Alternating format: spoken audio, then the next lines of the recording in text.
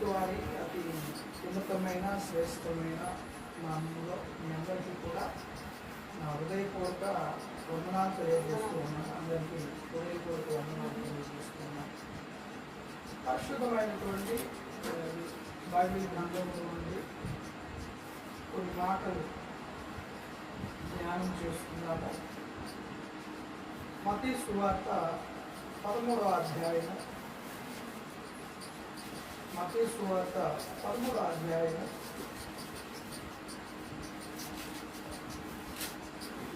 మత్తయి సువార్త 13వ అధ్యాయము మొదటి వచనం నుంచి కొన్ని మాటలు మనము ధ్యానం చేసుకున్నాం.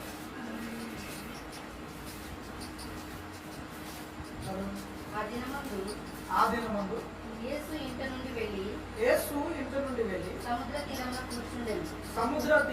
కూర్చుండెను. బహుజన సమూహములు తన యొద్దకు కూడి వచ్చినందున ఆయన ధోని ఎక్కి కూర్చుండెను. ఆ జనులందరూ దరిన నిలిచి ఉండగా ఆయన వారిని చూచి చాలా సంగతులను ఉపమాన రీతిగా చెప్పాడు. ఎట్లనగా ఇదిగో విత్తువాడు విత్తుటకు బయలువెళ్ళెను. వాడు విత్తుతుండగా కొన్ని విత్తనములు వేసెను. కొన్ని చాలా మన్ను లేని రాతి నేలన పడింది. చాలా మన్ను లేనటువంటి రాతి నేలలో పడిపోయింది. అక్కడ మన్ను లోతుగా ఉన్ననందున అవి వెంటనే మొలిచెను కానీ సూర్యుడు ఉదయించినప్పుడు అవి మాడి వేరు లేనందున ఎండిపోయాను. కొన్ని ముళ్ళ పొదల్లో పడిను. ముళ్ళ పొదలు ఎదిగి వాటిని అణిచివేసెను. కొన్ని మంచి నేలను పడి ఒకటి నూరంతులు గాను, ఒకటి 60 గాను, ఒకటి 30 గాను ఫలించెను. చెవులు గలవాడు వినుగాక. వాక్యాన్ని గమనించినట్లయితే, దేవుని యొక్క వాక్యాన్ని మనము ధ్యానం చేయగలిగినట్లయితే, విత్తనము అనగా దేవుని యొక్క వాక్యము. దేవుని యొక్క వాక్యము విత్తనం. వాక్యము జీవము కలిగినటువంటి వాక్యం. ఇదే వాక్యం చెప్పండి. జీవము కలిగినటువంటి వాక్యము. జీవము కలిగిన వాక్యం. ఈ వాక్యములో జీవం ఉన్నది. ఈ వాక్యము జీవము కలిగినదై ఎదిగి వృద్ధి చెంది అభివృద్ధి చెందేదిగా మనకు కనబడుతూ ఉంది. ఒకసారి మనము మన దైనందిన జీవితంలో అనేక విషయాలను మనం చూస్తూ వస్తూ ఉంటాం. ఒక విషయాన్ని పరిశీలన చేద్దాం. చూడండి, విత్తనాలు ఉంటాయి. విత్తనాలు తీసుకెళ్ళి మనము నేల వేసామనుకోండి, ఏమవుతుంది? మొలకెత్తి కదా. విత్తనము మొలకెత్తుతుంది. మళ్ళీ అదేం చేస్తుంటే ఫలాలు ఇచ్చేదిగా మారుతుంది. అందుకని దేవుడు వాక్యమును విత్తనముతో పోల్చాడు అన్నమాట. ఈ యొక్క విత్తనము, ఈ యొక్క వాక్యము ఎలా వృద్ధి చెందుతుందో, ఎలా అది ఫలిస్తుందో ఇక్కడ దేవుడు మనకు వివరిస్తూ వస్తూ ఉన్నాడు. దేవుని స్తోత్రం, హల్లెలూయా. ఒకసారి గమనించినట్లయితే, పరిశీలన చేసినట్లయితే, విత్తనాలు అనగా దేవుని యొక్క వాక్యము. ఇక్కడ చాలా విషయాలు రాయబడి ఉన్నాయి, చాలా మాటలు రాయబడి ఉన్నాయి అన్నమాట. చాలా సంగతులు యేసుక్రీస్తు ప్రభువారు బోధించాడు. ఒక సంగతి కాదు, చాలా విషయాలు ఆయన బోధించాడు. అయితే ఇక్కడ ఒక ఉపమానాన్ని చెప్పాడు. ఆ ఉపమానాన్ని ఇప్పటి వరకు మనము చదువుకున్నాం. దాంట్లో ఉన్నటువంటి అర్థాన్ని మనము ఈ రోజున ధ్యానం చేసుకుందాం. చదవండి.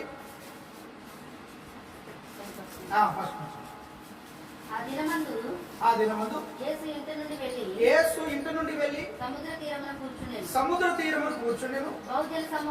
బహుజన సమూహములు తన యొద్దకు కూడి వచ్చినందున ఆయన ధోని ఎక్కి కూర్చుండెను. నిలుచుండెను. ఆ జనులందరూ దరిన నిలిచి ఉండగా ఆ జనులందరూ దారి నిలిచి ఉండగా ఆయన వారిని చూచి చాలా సంగతులను ఉపమాన రీతిగా చెప్పాను. చాలా సంగతులు బోధించాడు యేసుక్రీస్తు ప్రభువారు. ఒక సంగతి కాదండి, చాలా సంగతులు ఉన్నాయన్నమాట. అందుకని హెబ్రీయులకు రాసిన పత్రిక 5:11 కనుక మనం చదవగలిగినట్లయితే ఆ యొక్క హెబ్రీయులకు రాసినటువంటి పత్రిక 5:11 ఇందును గూర్చి మేము చెప్పవలసిన సంగతులు అనేకములున్నాయి. అక్కడ పౌలు గారు కూడా హెబ్రీ సంఘానికి చెబుతున్నాడు. ఏమన్నాడంటే, ఇందును గూర్చి మేము చెప్పవలసిన సంగతులు చాలా ఉన్నాయి, కానీ మీరు వినుటకు ఏమైపోయారంటే మందులైనందున వాటిని విశదపరచుట కష్టము. వాక్యం అండి, ఫలించలేకపోతూ ఉన్నాము. ప్రతి మనిషి కూడా ఫలించాలని ఆశపడుతుంటాడు. వెనకబడతానని ఎవరైనా కోరుకుంటారా? ఎవరు కూడా కోరుకోరు అనమాట. వర్ధిల్లాలి, వారి జీవితం వర్ధిల్లాలి, వారి జీవితంలో ముందుండాలని, అన్నిటిని పొందుకోవాలని కోరుకుంటారు. కానీ వారు ఎందుకు ఆశీర్వదించబడట్లేదు, ఎందుకు వర్ధిల్లట్లేదు అంటే వారి జీవితంలో ఏమి లేదయ్యా అంటే వాక్యము లేదు, జీవవాక్యము లేదన్నమాట. అందుకనే యేసుక్రీస్తు ప్రభువారు అక్కడ చెప్పిన ఉపమానములో కొన్ని విత్తనాలు ఎక్కడ పడ్డాయంటే త్రోవ పక్కన పడ్డాయి. ఎక్కడ పడ్డాయి? త్రోవ పక్కన పడ్డాయి. త్రోవ పక్కన పడినటువంటి విత్తనాలు ఏమైపోయాయి అంటే పక్షులు వచ్చి వాటిని ఎత్తుకొని పోయాయి. పక్షులు వచ్చి వాటిని ఎత్తుకొని పడటం ఎక్కడ పడ్డాయి? అసలు ఆ విత్తనం నాటి మొక్క, ఆ విత్తనం వేసిన తర్వాత ఆ విత్తనం గురించి నా జాగ్రత్త తీసుకోకపోతే ఏమైపోతుంది తెలుసా? క్షేమం తింటాయి, పురుగులు తింటాయి, అలానేమైపోతాయి, సెదల పురుగు తినేస్తాయి, ఎలకలు తినేస్తాయి అని చెప్పేసి రైతులు ఏం చేస్తారు? ఆ విత్తనాలకి ఏం చేస్తారు? మందు రాసి విత్తనాలు విత్తుకోవాలి. విత్తనాలు విత్తుకోవాలి. ఎందుకంటే ఆ విత్తనం జాగ్రత్తగా కాపాడాలి. విత్తనం ఉంటే కదా అది మొలిసేది. విత్తనం లేకపోతే అది మొలిసిద్దా? అది ఫలాలు ఇవ్వగలిగింది అంటే అది ఫలాలు ఇవ్వలేదు. చివరికి ఏమవుతుందో తెలుసా? కొన్ని పురుగులు ఉంటాయండి, వెరైటీ కొట్టేస్తాయి అనమాట. లోపల ఉన్న పదార్థాన్ని మొత్తాన్ని తింటాయి, పైన పొట్టు కనపడతా ఉండదు. ఆ పొట్టు ఎట్ట కనపడుతుంది తెలుసా? విత్తనం లాగానే ఉండదన్నమాట. విత్తనం లాగానే ప్రభునందు ప్రియముల వాక్యమును దాచుకోకపోతే, ఆ విత్తనమే లేకపోతే అది ఫలించదు. వాక్యము కావాలి, జీవ వాక్యము కావాలి. చాలా మంది దేవుని సన్నిధికి వస్తూ ఉంటారు. ఎక్కడుంటారో తెలుసా? వాళ్ళు దేవుని సన్నిధిలోనే ఉంటారు. చూడండి, యోధా పత్రిక 1:5 చదవండి. యోధా పత్రిక 1:5 చదవండి. అందులో ఉన్నది ఒకటే మాట. ఈ సంగతులన్నీ మీరు ముందుటనే ఎరిగి ఉన్నను మీకు జ్ఞాపకము చేయగోర్చున్నది ఏమనగా ప్రభు ఐగుప్తులో నుండి ప్రజలను రక్షించినను వారిలో నమ్మకపోయిన వారిని తర్వాత నాశనము చేసెను. ప్రభు ఎక్కడ నుండి తీసుకొచ్చారంటే వాళ్ళంటే ఆ బానిసత్వములో నుంచి తీసుకొచ్చాడు అన్నమాట. ఆ పాపము బ్రతుకులో నుంచి, ఐగుప్తు అనగా పాపములకు సాదృశ్యముగా ఉన్నది. వారు ఎన్నో కష్టాలు పడుతున్నారు, వారు ఎన్నో శ్రమలు పడుతూ ఉన్నారు. అక్కడ బలాంచలేటువంటి భారముతో వారు నలిగిపోయి వస్తూ ఉన్నారు. అటువంటి పరిస్థితుల్లో వారు ప్రార్థన చేసినప్పుడు దేవుడు వారి ప్రార్థన ఆలకించి ఆ యొక్క దైవ సేవకుని దేవుడు ఎన్నుకొని మోషేని పంపించి ఆ ప్రజలు తీసుకొని వచ్చాడు. అయితే వారందరూ కూడా బయటకు వచ్చిన తర్వాత దేవుని మాట వినలేదండి. దేవుని వాక్యం ప్రకారంగా వారు జీవించలేదు. వాక్యం ఏమన్నా అసలు వారి జీవితంలో అంటే వాక్యము లేనే. గమనించండి, ఒకసారి ఆలోచన చేయండి. చాలా మంది మేము బాప్తీసం తీసుకున్నాం కదా, ఇక మాకేం పర్లేదు అని చెప్పేసి అనుకుంటూ ఉన్నారు. నేను సంఘంలో ఉన్నాను కదా, సంఘ కార్యక్రమాలన్నింటిలో కూడా నేను పాల్గొంటూ ఉన్నాను, నాకు ఏ బాధ లేదని అనుకుంటూ ఉన్నారు. కానీ వారిలో ఉన్నటువంటి ఆ జీవితాన్ని మాత్రం వారు మార్చుకోలేకపోతారు. ఇక్కడ చూడండి, ఐగుప్తు నుంచి అయితే రక్షింపబడ్డారు. ఇంతకుముందు గత కాలంలో చేసిన దోషం నుండి, పాపం నుంచి దేవుడు రక్షించాడు. కానీ ఈ వాక్యము లేనున్నా ఎక్కడున్నావు? మరలా పాపంలోనే ఉన్నావు. మొదటి కొరింథీయులకు రాసిన పత్రిక 10వ అధ్యాయము. మొదటి కొరింథీయులకు రాసినటువంటి పత్రిక 10వ అధ్యాయము. మొదటి కొరింథీయులకు రాసినటువంటి పత్రిక 10వ అధ్యాయము మొదటి వచనం నుంచి చదవండి కొన్ని మాటలు. సహోదరులారా, ఈ సంగతి మీకు తెలియకుండా నాకు ఇష్టం లేదు. అదేదనగా మన పితరులందరూ మేఘము కింద నుండి వారందరూ సముద్రంలో నడిచిపోయి అందరూ మోషేను బట్టి మేఘములోను సముద్రములోను బాప్తిస్మము పొందిరి. మేఘములోను సముద్రములోను వారు బాప్తిస్మము పొందారు. బాప్తిస్మము పొందిన తర్వాత వారు సంఘముగా చేర్చబడ్డారు. సంఘములోనికి చేర్చబడ్డారు. సంఘముగా ఉన్నారు వాళ్ళు. అందరూ ఆత్మ సంబంధమైన ఒకే ఆహారమును భుజించిరి. అందరూ ఆత్మ సంబంధమైన ఒకే పానీయమును పానము చేసిరి. ఆత్మ సంబంధమైనటువంటి ఒకే పానీయాన్ని, ఆత్మ సంబంధమైనటువంటి ఒకే భోజనాన్ని అందరూ కలిసి తిన్నారండి. దేవుడు ఆ యొక్క ఇజ్రాయెల్ ప్రజలు ప్రేమించి ఆకాశములో దేవదూతలు భుజించేటువంటి మన్నాను వారికి పెట్టినట్లుగా, ఒక బండలో నుంచి వచ్చిన నీళ్లను వారు తాగినట్లుగా మనము పాత నిబంధనలో మనం చూడగలుగుతాం. అయితే ఇక్కడ సంఘములో చేర్చబడ్డారు. సంఘములు ఎలా చేర్చబడతారు అంటే బాప్తిస్మము ద్వారా సంఘములో చేర్చబడినటువంటి వీరు ఆ యొక్క ఆత్మ సంబంధమైనటువంటి ఆహారం అనగా యేసుక్రీస్తు యొక్క శరీరాన్ని కూడా తీసుకుంటారు. ఏం తీసుకుంటారు? యేసుక్రీస్తు యొక్క శరీరాన్ని తీసుకుంటారు. ఆయన యొక్క రక్తమును పానము చేస్తూ ఉన్నారు. ఇన్ని చేస్తూ ఉన్నారు, కానీ వారి జీవితంలో ఉన్నటువంటి ఆత్మ సంబంధమైన బండలేనిది తాగిరి. ఆ బండ క్రీస్తే. అయితే వారిలో ఎక్కువ మంది దేవునికి ఇష్టలుగా ఉండకపోయిరి గనుక అరణ్యములో సంహరించబడి. ఎవరికి ఇష్టం లేరంటే దేవునికి ఇష్టము లేరంటే. దేవునికి ఇష్టలుగా జీవించట్లా, దేవునికి ఇష్టమైనటువంటి బిడ్డలుగా బ్రతకట్లేదు. సంఘములోనే ఉంటున్నావు, సంఘ పరిచర్యలో పాల్గొంటూ ఉన్నావు, సంఘ కార్యక్రమాల్లో పాల్గొంటూ ఉన్నావు, అన్నిటిలో కూడా పాల్గొంటూ అన్ని కార్యక్రమాలను చేయూతనిస్తూ అందులో ఉంటూ ఉన్నావు, కానీ ఎవరికి ఇష్టంగా లేదు? దేవునికి ఇష్టంగా లేదు. దేవునికి ఇష్టంగా లేదు. దేవునికి ఇష్టంగా లేదు అంటే ఏంటంటే వారి ఇష్టమైనటువంటి త్రోవలకు వారు తొలగిపోయిన యెషయా గ్రంథంలో చెప్తున్నారు. వారికి ఇష్టమైనటువంటి మార్గంలోకి వారు తొలగిపోయారు. వారికి ఇష్టమైన మార్గంలో వారు తొలగిపోయారు. వారికి ఇష్టమైనటువంటి మార్గాలు వారు ఎన్నుకున్నారు. అందుకనే చూస్తూ వస్తూ ఉంటాం, ఒకడు తన కొరకు ఏర్పరచుకున్నటువంటి మార్గము ఎట్టిదైనను కూడా అది న్యాయముగానే అతనికి కనబడదు. అది ఎట్టిదైనా సరే చూడండి, ఒక త్రాగుబోతున్నాడు, ఎందుకు త్రాగుతున్నా అంటే అతను కూడా చెబుతాడు, చక్కని కారణాలు చెబుతూ వస్తూ ఉంటాడు. సరైనటువంటి కారణమే చెబుతూ ఉంటాడు. ఎందుకు నీ బ్రతుకు ఇలా ఉన్నదంటే, ఎందుకు ఇటువంటి మార్గాన్ని నువ్వు ఎంచుకున్నావని ఆ మనుషుడికి కనుక అడగగలిగితే ఆ మనుషుడు ఏం చెబుతూ ఉంటాడంటే, ఏం చెప్తాడు? సరైనటువంటి కారణమే చెబుతాడు. అయితే నీ మార్గము పరలోక రాజ్యాన్ని చేర్చేది కాదు. అందరూ వారికి ఇష్టమైనటువంటి మార్గంలోకి తొలగిపోయారు. ఆదివారం కాగానే సమాజంగా కూడుకుంటున్నారు, ఆన్లైన్ ప్రేయర్లు అంటూ ఉన్నారు, అన్నిటిలో పాల్గొంటూ ఉన్నారు, కానీ ఎవరికి ఇష్టంగా వారు బ్రతకట్లేదంటండి. దేవునికి ఇష్టంగా వారు బ్రతకట్లేదు. దేవునికి ఇష్టంగా వారు బ్రతకట్లేదు. వారి ఇష్టమైన వదులుకోలేకపోతూ ఉన్నారు.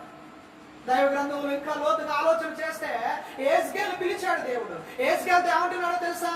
అయ్యా, నీకు ఇంపు అయినటువంటి దాన్ని నేను ఈ రోజు నీ యొద్ద నుండి తొలగించిపోతూ ఉన్నాను కనుక నువ్వు ఏడవద్దు అన్నాడు అనమాట.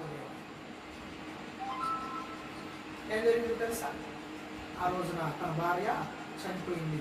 భార్య చనిపోయినా కానీ యేస్కేలు ఏడ్చాడంటే ఏడవలేదండి. ప్రభు మాట ఆయనలో ప్రభు ప్రియా దేవుడు జ్ఞాపకం చేసుకోండి ఒకసారి. దేవుని సన్నిధిలో ఉన్నంత మాత్రాన నీ రక్షణ సరిగా ఉన్నదా? దేవుని వాక్యం నీలో ఉంటూ ఉందా? జీవవాక్యము. ఏ వాక్యం అంటే ఇది? జీవవాక్యం. విత్తనమనగా జీవవాక్యము. దైవ సేవకుడు ఎంతో ప్రయాసపడి మీ హృదయాలలో దాన్ని నాటడానికి ప్రయత్నం చేస్తూ ఉన్నాడు. బయటికి వెళ్ళిన తర్వాత ఏమవుతుందంట? కొన్ని ఆకాశ పక్షులు ఎత్తుకొని పోయినాయి. వాక్యాన్ని అపశుద్ధులతో పంచుకోవడం కానీ, ఎగతాళి చేసేటువంటి వారితో పంచుకోవడం కానీ, వాళ్ళే మాట ఆకాశ పక్షులు ఏం చేస్తారు? లాగేస్తారు. మమ్మీ అసలు మన హృదయంలో ఉన్నటువంటి ఆ చిన్న వాక్యాన్ని వాళ్ళు ఏం చేస్తారంటే బలహీనపరిచి ఆ వాక్యాన్ని వారు దొంగిలించేస్తారు అన్నమాట. ఈ వాక్యం ఎలా చెబుతుందా? దేవుని వాక్యం ఎలా చెబుతుందా? మీ దైవ సేవకుడు ఎలా చెప్పాడా? ఇది జరగదు, మీరు ఎన్ని చూసుకుంటూ రాలేదంటారు. కాదు, నిజమేనేమో అని చెప్పేసి అవును వాక్యాన్ని కోరుకోవాలి. కొరింథీయులకు రాసిన పత్రిక చదువుతున్నా. వారు ఆశించిన ప్రకారము మనము చెడ్డవాటిని ఆశించుకున్నట్లు ఈ సంగతులు మనకు దృష్టాంతములుగా ఉన్నవి. వారు చెడ్డవాటిని ఆశించారంట. ఓ ప్రియమైన ఉన్నానండి, మంచి సంఘములో ఎదుగుతూ ఉన్నానండి అనేటువంటి ఆలోచన కలిగి నువ్వు జీవిస్తూ ఉన్నట్లయితే మంచిదే. కానీ దేవుడు అంటూ ఉన్నాడు కదా, నీవు దేవునికి ఇష్టమైనటువంటి బిడ్డగా జీవిస్తున్నావు, నాకు ఇష్టమైనటువంటి బిడ్డగా నువ్వు జీవిస్తున్నావా లేదని దేవుడు ప్రశ్నిస్తూ ఉన్నాడు. ఏం ఆశిస్తున్నారంటే చెడ్డవాటిని ఆశిస్తున్నారు. వారు చెడ్డవాటిని ఆశించి ఏమైపోయారంటే మరణం అయిపోయారు, నాశనం అయిపోయారు. అంటే సంఘంలోనే ఉంటూ దేవుని సన్నిధికి వస్తూ కూడా నువ్వేం చేస్తూ ఉన్నావంటే ఇంకా చెడ్డవాటిని ఆశిస్తున్నావు. చెడ్డవాటి మీద మనసు పెడుతున్నా. సినిమాలు, సీరియళ్ళు, ఈ లోక సంబంధమైనటువంటి కప్పులు, ముసలమ్మ ముచ్చట్లు, చేయకూడనటువంటి సమస్తమైనటువంటి వాటిలన్నింటిలో పాల్గొంటూ మళ్ళీ ఆదివారం రోజున బైబిల్ సంఘం పెట్టుకొని ఏం చేస్తున్నావు? చక్కగా దేవుని సన్నిధి. ప్రభువు కోరుకునేది అది కాదు, దేవుడు కోరుకునేది అది కాదు. ఒకసారి గమనించండి, ఆలోచన చేయండి. దేవుని సన్నిధిలో ఉన్నంత మాత్రం, దేవుని సంఘములో ఉంటున్నంత మాత్రం కొంతమంది ప్రభు రాత్రి భోజనం తీసుకుంటారు, ప్రభు శరీరాన్ని తీసుకోవడానికి ఇష్టపడతారు. ఎందుకు ఇష్టపడతారు తెలుసా? నేను తీసుకోకపోతే పక్క వాళ్ళని ఇంకా పాపంలో ఉందని అనుకుంటారేమో. దయచేసి అలాంటి కోసం పశ్చాత్తాపం, ఇరిగి నలిగినటువంటి హృదయంతో నీ కొరకు నా యేసయ్య నలగొట్టబడ్డాడు. ఆ కలవరి గిరిలోని ఆయన ఒకటి తక్కువ 40 దెబ్బలు తిని, ఆ యొక్క కొరడాలతో దెబ్బలు తిని, ఆ యొక్క గాయము చేయబడి, నాగడి చాలవలే తన శరీరము దున్నబడి, దాదాపుగా ఎన్నో కేజీలు బరువు ఉన్నటువంటి ఆ యొక్క శిలువ మానను మీద వేసుకుని వెళ్ళి నీ కొరకు ఆయన చనిపోయాడు, మరణించాడు నీ పాపం. ఆ శరీరాన్ని తీసుకుంటున్నటువంటి ఆలోచన కూడా నీలోనికి రాకపోగా ఎవరో ఏదో అనుకుంటారనే పరిపూర్ణమైనటువంటి పశ్చాత్తాపము లేకుండా, సరైనటువంటి సమర్పణ లేకుండా, సరైన తీర్మానం లేకుండానే ఏం చేస్తున్నావు తెలుసు? నువ్వు ప్రభు బలలో చట్టవాటిని ఆశిస్తున్నా. ముళ్ళ పొలంలో విత్తనాలు ఎడవండి, ముళ్ళ పొలం. ఇప్పుడు ఆ యొక్క విత్తనం బయటికి రావాలంటే ఆ చుట్టూ ఏముందంట? ఎదగనీట్లా, భర్త ఎదగనీట్లా, భార్య ఎదగనీయట్లేదు, సహకరించేవారు లేరు, పిల్లలు ఆటంకంగా ఉన్నారు, భర్త ఆటంకంగా ఉన్నాడు, భార్య ఆటంకంగా ఉన్నారు, ఇరుగు పొరుగు వారు ఆటంకంగా ఉన్నారు. ఎప్పుడైనా ప్రార్థన చేసుకున్నామంటే ప్రార్థన పనులు బయలుదేరారండి. వాక్యాన్ని ధ్యానం చేస్తామంటే ఎప్పుడు వాక్యమైనా, ఎప్పుడు ప్రార్థనైనా, ఎప్పుడు పాటలైనా, ఎప్పుడు దేవుడి సన్నిధైనా ఇక బయలుదేరారు. దేవుడి సన్నిధిలో ఎదగాలనుకునేటువంటి వారికి ఇన్ని రకాలన్నీ ఆటంకాలు వస్తూ ఉన్నాయి. కానీ నేను ఒకటే మాట చెప్తాను, మనకు మనమే శత్రువులు, ఇతరులు నీలో ఉండాలి. దేవుడు నిన్ను కోరుకుంటూ ఉన్నా, నీ పరిస్థితులు కోరుకోవట్లా. నీ పరిస్థితి ఏదైనా సరే, నీకు అనుకూలమైన పరిస్థితి ఉన్నా, ప్రతికూలమైన పరిస్థితి ఉన్నా, కానీ దేవుడు నిన్ను కోరుకుంటున్నాడు. నువ్వు అలా జీవించాలని దేవుడు కోరుకుంటున్నాడు. వారు ఆశించారు. ఎక్కడుండి ఆశించారండి? దేవుడి సంఘంలో ఉండి. ఎక్కడుండి ఆశించారంటే వాళ్ళు దేవుడి సంఘంలో ఉండి చెడ్డవాటిని ఆశించారు. విగ్రహారాధన చేశారు, పాపమును మానుకోలేదు, వ్యభిచారమును మానుకోలేదు, సరుగుడు మానలేవు. వీటన్నిటి కారణాల చేత వారందరూ కూడా నాశనమై పతనమైపోయారు. బాప్తిజాలు తీసుకున్న వాళ్ళు వీళ్ళంతా కూడా గ్యారంటీలు బాప్తిషాలు తీసుకున్నారు. ఎవరంటే వీళ్ళు ఆదివారం క్రమం తప్పకుండా దేవుడి సన్నిధికి వచ్చేవారు. ఎవరంటే వీరంటే ప్రభు శరీరంలో క్రమముగా, ప్రభు యొక్క రక్తంలో క్రమముగా తీసుకునేటువంటి వారే, పరిశుద్ధులుగా పేరు పెట్టబడినటువంటి వారే. కానీ వీటన్నిటి గల కారణము ఏమిటంటే వారి హృదయంలో ఏం లేదంటే వాక్యము లేదు. ఏం లేదు? కొలస్సీయులకు రాసిన పత్రిక 3వ అధ్యాయం 16వ వచనం చదవండి. కొలస్సీయులకు రాసినటువంటి పత్రిక 3వ అధ్యాయము 16వ వచనం చదవండి. కాబట్టి కొలస్సీయులకు రాసినటువంటి పత్రిక 3వ అధ్యాయము 16వ వచనం, కీర్తనలతోనూ ఆత్మ సంబంధమైన పద్యములతోనూ ఒకరికొకడు బోధించుచు, బుద్ధి చెప్పుచు, కృపా సహితముగా మీ హృదయములో దేవుని గూర్చి గానము చేయొచ్చు, సమస్త విధమైనటువంటి జ్ఞానముతో క్రీస్తు వాక్యము సమృద్ధిగా నివసింపనీయాలి. దేవుని వాక్యం సమృద్ధిగా మీ హృదయాల్లో. దేవుడి వాక్యం లేకపోతే మనుషుడు పాపంలో పడిపోతాడు. దేవునికి ప్రార్థన చేయకపోతే, దేవునితో సహవాసము చేయకపోతే ఏమైపోతారు? లోకంలో కలిసిపోతారు. దేవుడు ఇచ్చిన ఆ గొప్ప రక్షణ వారు వాక్యం సమృద్ధిగా ఉందా, లేకపోతే సినిమా సమృద్ధిగా ఉందా హృదయంలో? వాక్యం సమృద్ధిగా ఉందా, లేకపోతే సమృద్ధిగా సీరియల్ ఉందా హృదయంలో? వాక్యము సమృద్ధిగా ఉందా, లేకపోతే ఈ లోక సంబంధమైనటువంటి వైవికమైన విచారములు సమృద్ధిగా ఉన్నాయా హృదయంలో? ఏముంటాయి? దేవుని వాక్యములకు స్నానము, దేవుని వాక్యము జీవము కలిగినటువంటి వాక్యం. చూడండి, విత్తనాన్ని కింద పడేయండి, కొన్ని రోజుల తర్వాత అది వర్షం కనుక తగిలితే, నీరు కనుక పడితే ఖచ్చితంగా ఏమవుతుంది?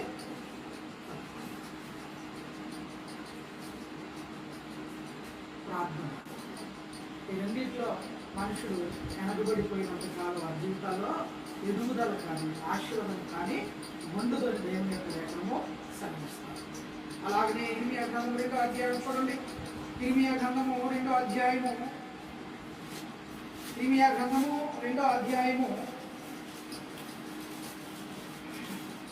13వ వచనం చదవండి. ఇర్మియా గ్రంథము 2వ అధ్యాయం 13వ వచనం. నా జనులు 2 నేరములు చేసి ఉన్నారు, జీవజలముల ఊటనైనా నన్ను విడిచి ఉన్నారు. తమ కొరకు తొట్లను అనగా బద్దలై నీళ్లు నిలవని తొట్లను తొలిపించుకొని ఉన్నారు. ఆ తొట్లు ఎలా ఉన్నాయి అంటే, తొట్లలో నీళ్లు పోస్తున్నాం కానీ ఆ తొట్లని ఏమైపోయినాయి? బద్దలైన తొట్లు అన్నమాట, పగిలిపోయినటువంటి తొట్లు. అందులో ఏమి నిలబడట్లేదంటే నీరు నిలవట్లేదు. నీరు అనగా మరలా వాక్యములకు సాదృశ్యముగా దేవుడు మాట్లాడుతాడు. నీ హృదయంలో వాక్యం ఉన్నప్పుడు మాత్రమే నువ్వు పాపంలో పడవు. నీ హృదయంలో వాక్యాన్ని దాచుకోగలిగితే ఆ వాక్యము నిన్ను గైడ్ చేసింది అన్నమాట. ఆ వాక్యము నిన్ను నడిపించింది. ఆ వాక్యం లేకపోతే, ఆ జీవవాక్యము లేకపోతే అక్కడక్కడ మనం చూస్తూ ఉంటాం. ఎక్కడ విత్తనాలు పడితే ఆ విత్తనాలన్నీ కూడా వర్షానికి ఏమైతే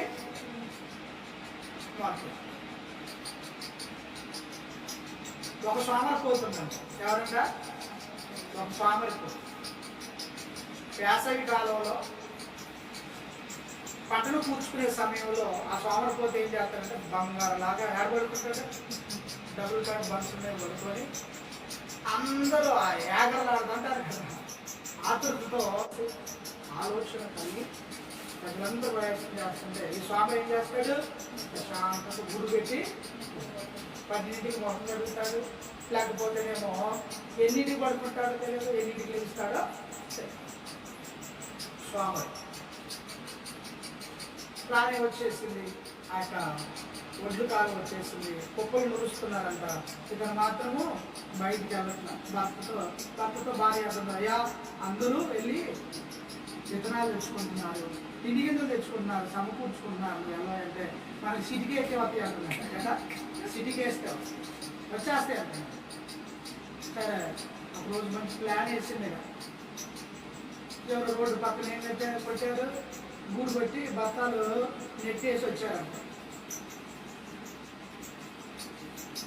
పోయింది మనోడు నైట్ చక్కగా బయలుదేరి వెళ్ళి ఎవరికి తెలియకుండా ఒక 10 బస్తాల దాకా మోసుకొని వచ్చి తెలుసు.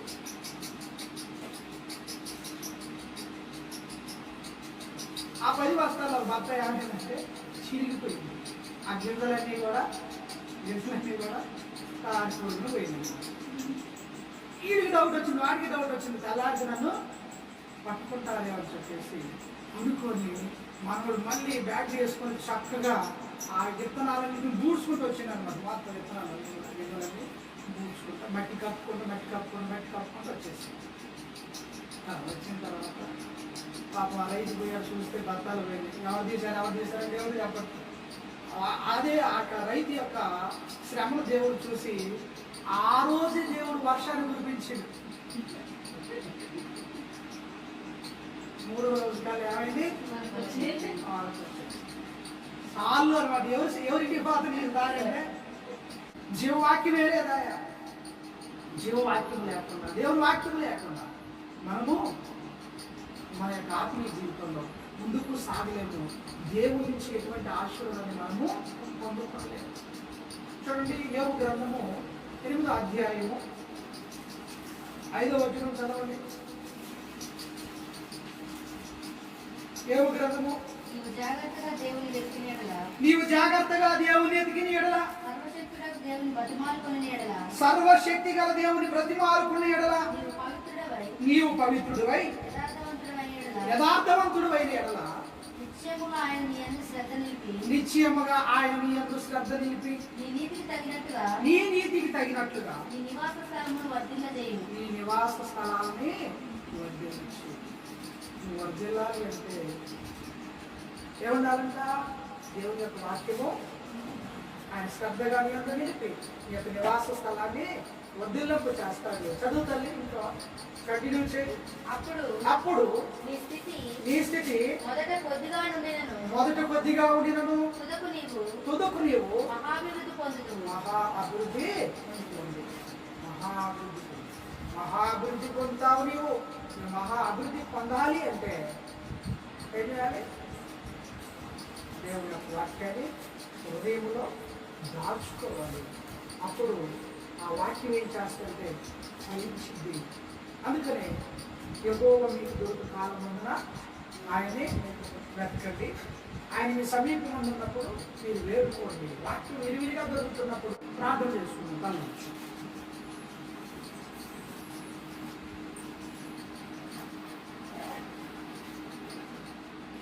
ప్రార్థన చేసుకుని చూసాను. ప్రార్థించు.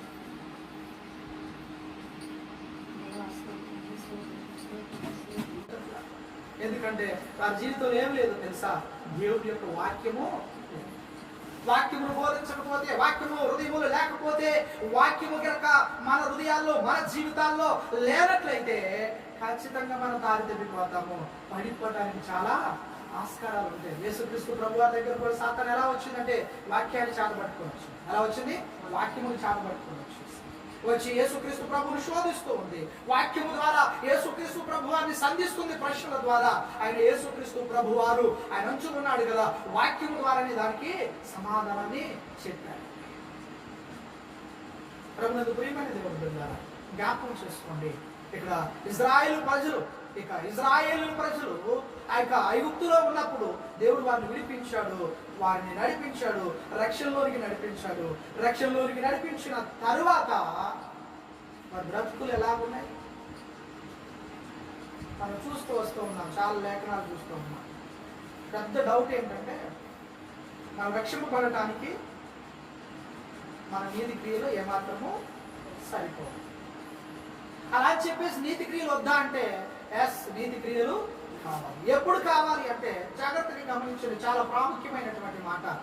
రక్షణ ఉచితమే. రక్షణ అనేది ఉచితంగా మనుషునికి లభించింది. కానీ ఆ రక్షణ కాపాడుకోవడానికి నీతి కార్యాలు తప్పక చేయాలి. అంతకుముందు చేసినటువంటి ఆ కార్యాల వలన, క్రీస్తులో లేకుండా నువ్వు చేసినటువంటి ఆ నీతి కార్యాలు నేను నీతి ముందుగా చెయ్యవు. కనుక రక్షణ కాపాడుకోవాలి. అయితే మాకేంటి, దేవుని సన్నిధిలోకి వస్తున్నాం, దేవుని సన్నిధిలో గడుపుతూ ఉన్నాం, సంఘంలో ఉన్నాము, సంఘ పరిచర్యలో పాల్గొంటూ ఉన్నాము, రొట్టె కార్యక్రమంలో పాల్గొంటున్నాము, ప్రభు యొక్క శరీరమును తీసుకుంటున్నాము, రక్తమును త్రాగుతూ ఉన్నాము, మేము సంఘములో పరిశుద్ధులు కదండి. కొలస్సీయులకు రాసినటువంటి పత్రిక 3వ అధ్యాయము 16వ వచనం చదవండి. కాబట్టి కొలస్సీయులకు రాసినటువంటి పత్రిక 3వ అధ్యాయము 16వ వచనం, కీర్తనలతోనూ ఆత్మ సంబంధమైన పద్యములతోనూ ఒకరికొకడు బోధించుచు బుద్ధి చెప్పుచు కృపా సహితముగా మీ హృదయములో దేవుని గూర్చి గానము చేయొచ్చు. సమస్త విధమైనటువంటి జ్ఞానముతో క్రీస్తు వాక్యం సమృద్ధిగా నివసింపనీయాలి. దేవుని వాక్యం సమృద్ధిగా నీ హృదయాల్లో. దేవుని వాక్యం లేకపోతే మనుషులు పాపంలో పడిపోతారు. దేవునికి ప్రార్థన చేయకపోతే, దేవునితో సహవాసము చేయకపోతే ఏమైపోతారు? లోకంలో కలిసిపోతారు. దేవుడు ఇచ్చిన ఆ గొప్ప రక్షణ వారు వాక్యం సమృద్ధిగా ఉందా, లేకపోతే సినిమా సమృద్ధిగా ఉందా? దేవుడు వాక్యం సమృద్ధిగా ఉందా, లేకపోతే సమృద్ధిగా సీరియల్ ఉందా హృదయంలో? వాక్యము సమృద్ధిగా ఉందా, లేకపోతే ఈ లోక సంబంధమైనటువంటి వైవికమైన విచారములు సమృద్ధిగా ఉన్నాయా? హృదయంలో ఏముంటుంది? దేవుని వాక్యమునకు స్నానము, దేవుని వాక్యము జీవము కలిగినటువంటి